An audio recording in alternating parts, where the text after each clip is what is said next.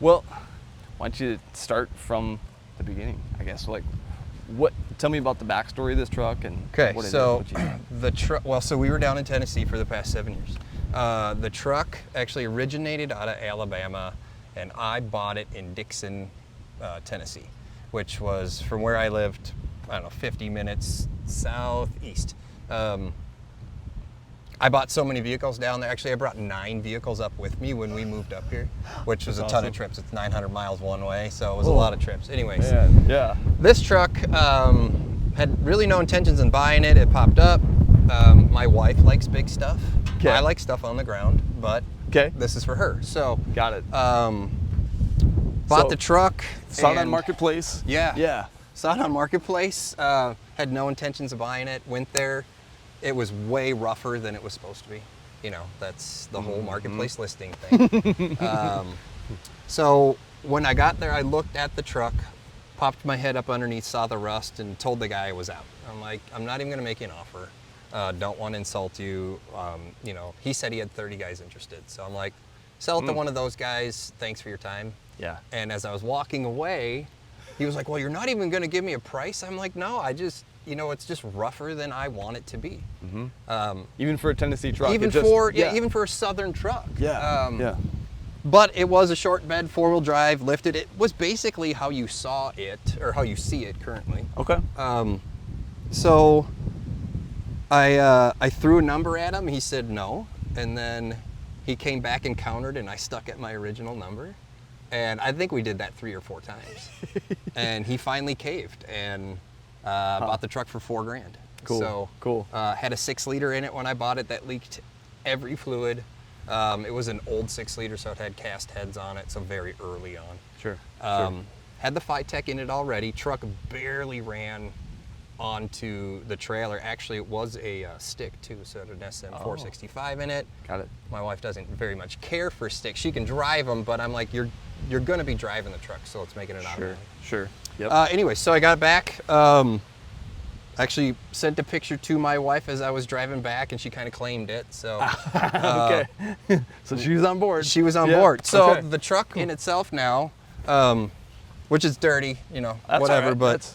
But so I did the inner and outers, cab corners, and I did floors, and then my blend line is actually right on the pinstripe, right below it. Dang, not bad, man. And I totally just guessed on the white.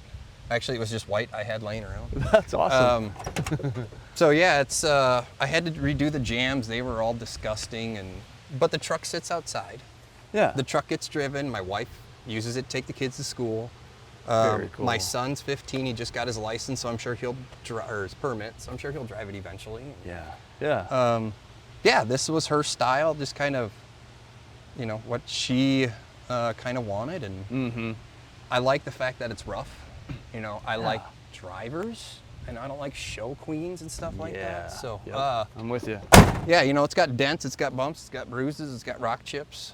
That's cool. Did it already have the lift kit in it when you got it? Yeah, so I think it's a 6-inch. I've never confirmed it. If I go off the lift block in the back, that tells me 4, but this is an awfully tall truck for a 4-inch lift. Yeah, it is.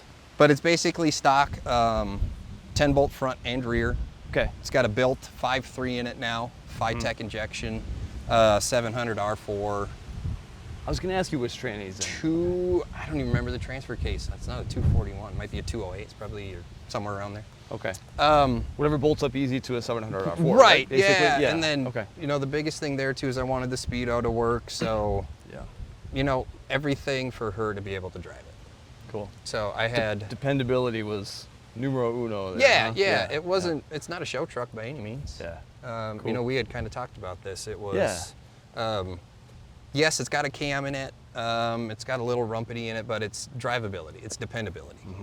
So I'd rather it be dependable than having a bunch of horsepower in something, and it's, you know, always kind of a headache. Sure. So. What do you think of the Phytech system? It was in the truck when you got it. Right. Yeah. So this is a really early on Phytech setup.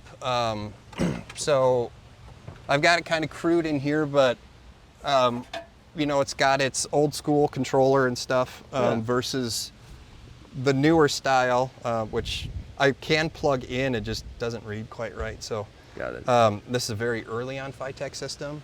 controls the LS just fine. Best part about that is when you do cam swaps and you get a little bit bigger lift and duration in there, all I have to do is go in and pick, cam stage 1, 2, or 3. Got it. And it sets its base program.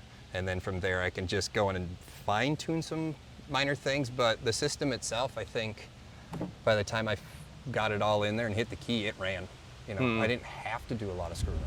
And because it's 700R4, it's not having to control the transmission at all. It's a standalone transmission that's... Yeah, right. So it's non-electronic. Yeah, it's got the lockup, which I don't have hooked up. If I wanted to, I could do the toggle switch to lock the converter, but I don't care. Yeah.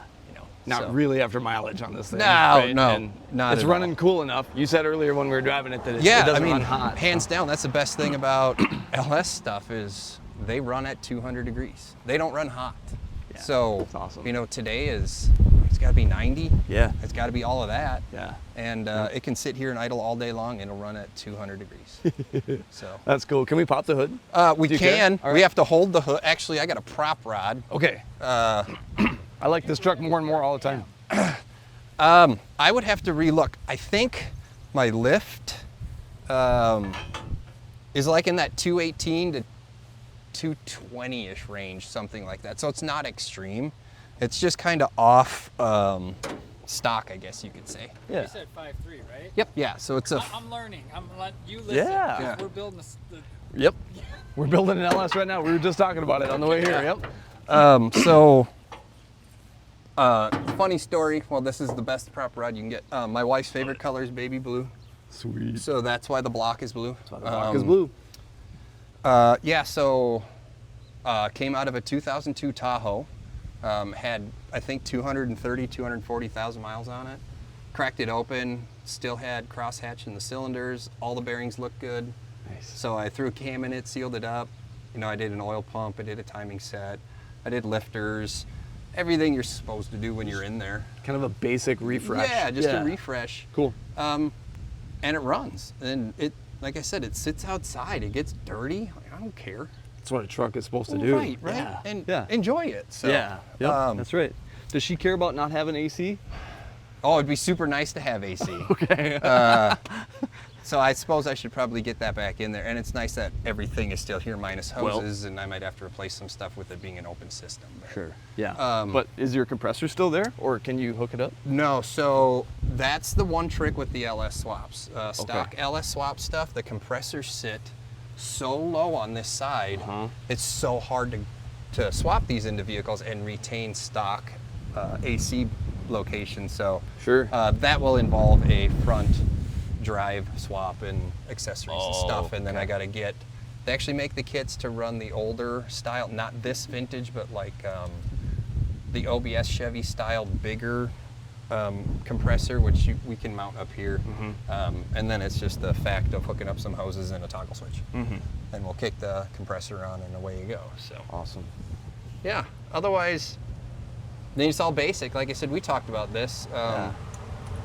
Fuel injection obviously is very convenient for a lot of people, and there's so many different companies to go with, Phytech, Holley, or in my case I've done a couple of these and I just use stock GM harness that I cut down, send the ECUs out and have them flat, or I guess flash or whatever, take VATs off and take your O2 sensors off that you don't need. And then if you're not using a computer controlled transmission, they can shut all that off and voila, they run just as great too. They have an ALDL connector, so you can plug it in and see if you got codes. Like the engine has no idea what it's in, so it can go on any platform at any point. Yep. So, Wow. Sounds ideal. I mean, just what you would want for a basic, right, simple setup like and that. for the wife to drive it. Or bingo. Yeah. Exactly. And she takes my girls to school in it, randomly. So when school's in session, but the kids get a big kick out of it. It's big, and when it's in idle, it's got a little bit of a chop, so it kind of turns some heads.